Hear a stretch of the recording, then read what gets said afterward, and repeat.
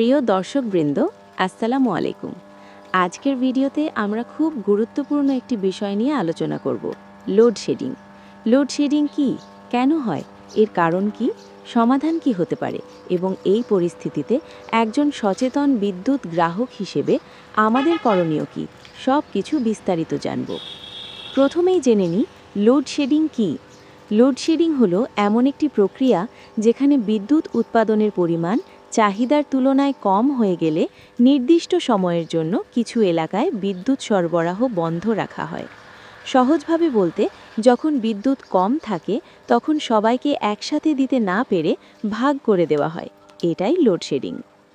বিদ্যুৎ লোডশেডিং কেন হয়? লোডশেডিং হওয়ার পেছনে বেশ কিছু গুরুত্বপূর্ণ কারণ রয়েছে। ১. বিদ্যুৎ উৎপাদন ঘাটতি।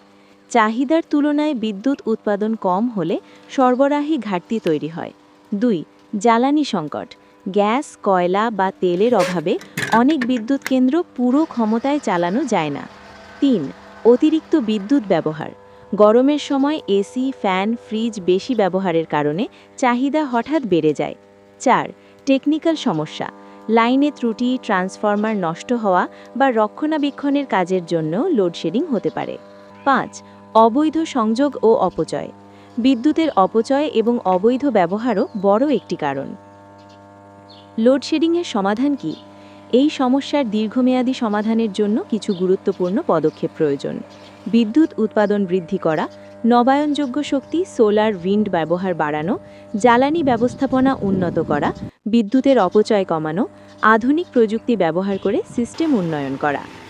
এই দুর্যোগকালীন সময়ে বিদ্যুৎ গ্রাহকদের করণীয় কি? এখন আসি সবচেয়ে গুরুত্বপূর্ণ অংশে, আমাদের করণীয়। অপ্রয়োজনীয় বিদ্যুৎ ব্যবহার বন্ধ করুন। ব্যবহার না হলে লাইট, ফ্যান, চার্জার বন্ধ রাখুন। এসি ব্যবহারে সতর্কতা। অপ্রয়োজনে এসি ব্যবহার কমান, নির্দিষ্ট তাপমাত্রায় রাখুন। লোডশেডিং সময়ের প্রস্তুতি নিন। চার্জার, পাওয়ার ব্যাংক, জরুরি লাইট প্রস্তুত রাখুন। নিরাপত্তা বজায় রাখুন। লোডশেডিংয়ের সময় হঠাৎ বিদ্যুৎ আসা যাওয়া করলে ইলেকট্রনিক ডিভাইস ক্ষতিগ্রস্ত হতে পারে, সতর্ক থাকুন। অবৈধ সংযোগ থেকে বিরত থাকুন। নিজে ব্যবহার করবেন না এবং অন্যকেও নিরুৎসাহিত করুন। সহনশীল হন। এই পরিস্থিতি সাময়িক, সবাই মিলে সচেতন হলে সমস্যা দ্রুত কমে আসবে। শেষ কথা, লোডশেডিং একটি জাতীয় চ্যালেঞ্জ, কিন্তু আমরা সবাই যদি সচেতনভাবে বিদ্যুৎ ব্যবহার করি তাহলে এই সমস্যা অনেকটাই কমানো সম্ভব। নিজে সচেতন হন, অন্যকেও সচেতন করুন। ভিডিওটি ভালো লাগলে লাইক, কমেন্ট এবং শেয়ার করতে ভুলবেন না। এবং এমন তথ্যবহুল ভিডিও পেতে আমাদের পেজটি ফলো দিন এবং চ্যানেলটি সাবস্ক্রাইব করুন। জনস্বার্থে ভিডিওটি শেয়ার করে সবাইকে জানার ও দেখার সুযোগ করে দিন। ধন্যবাদ সবাইকে।